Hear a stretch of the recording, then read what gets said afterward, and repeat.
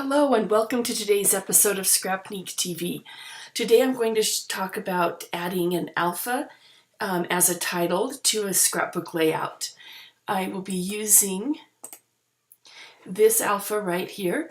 It's a free one in my resource library, and it's just kind of a neutral basic alpha that will go with any kit.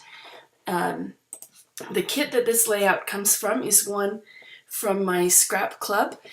Both the resource library and more information about my monthly scrap club subscription can be found at thedigicrafter.com if you want to check that out there. Okay, so let's get started here. I've got all of my layers below, and I'm just going to start from the very top and build on this layer. And the word that I'm going to create is magical. So to pull in the first letter, I'm going to go to File, Place Linked, and find my M, and I've got my neutral alpha. And I'm just going to kind of lay them all out down here to start off with. So then I hit the little check mark to accept it, and then I'm just going to do the next letter. A, same thing, and G. And by going in order, this helps to also, if you notice over in my layer palette, I've got M, A, G.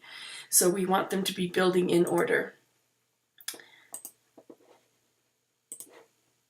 I. Now, let's see, then I'll do a C. File, place. And the check mark and move it down. Now, the A is the next letter, and I already have an A out. So what I can do is I can hold down the Alt or Option key and then slide this over, and it duplicates it. But now it's out of order, so I'm going to want to move it to the very top so that it's on top of my C. So I still have the M, A, G, I, C, A, and then we're going to do the L last. You can also just open it, whichever one you prefer, but that's a second way to do that. Okay. Now, if you notice, these all have these little links, and it's because they are linked, and if you ever wanted to change those, but it also makes them hard to do a lot of other things with them. So I like to, when I have them all in and I know that I'm not going to want to change any out, then I like to rasterize them all. And that just does away with the little link there and making them as a smart object. So now we've got them all here, and they're all linked. Now, it's kind of big and would take up a lot of my space, but one thing that we're going to do is we're going to layer them a little bit. So you can kind of, move them together this way. It just depends the look that you want. And that's why I like to have them all laid out first, and then I can kind of play with them. Okay. Now, if you decide that you still want it a little bit smaller, then go to the top where the L is, and then click Shift and go down and hit the M, and it will select all of the ones in between. And then you can do your Show Transform controls. Click Shift and go down. Now this can also be done fairly similarly in Photoshop Elements.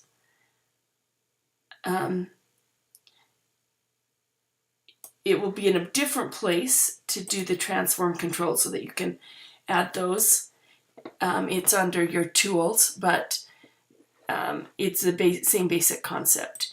Now, because they're all still highlighted, I can move it around all as one word. And one thing that I want to do is I want to move this layer down. So because they're all still linked, when I click, they all come with me. And I can just go down a couple of layers so that it's under, I'm going to put it under this flower here. So we're just going to keep going until we see the right flower. There we go. Now, but I do want it on, I want my bracket here to be under it. So I'm going to slide it down, and I'm going to slide it under all the letters.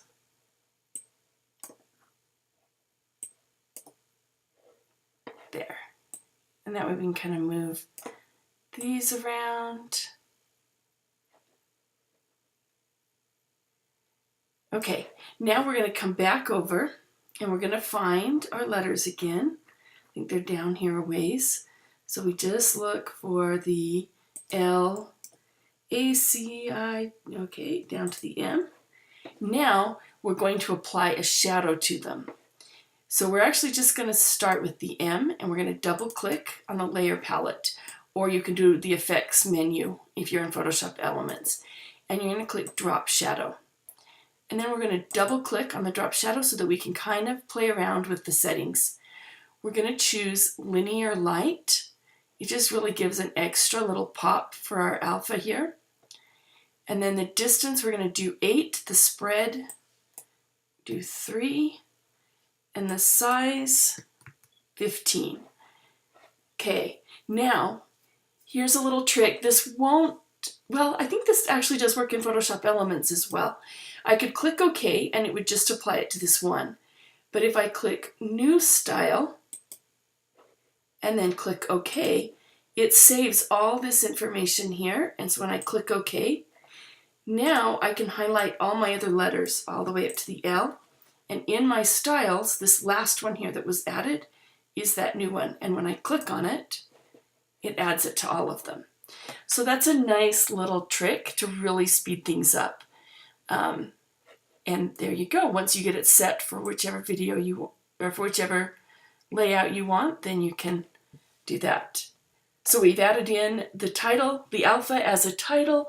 We've given it our drop shadows, and yeah, this layout is ready to be saved and shared online or in your albums. So thank you for joining me. And again, come check out other episodes of Scrapbook TV and a lot of our free resources in our resource library at thedigicrafter.com.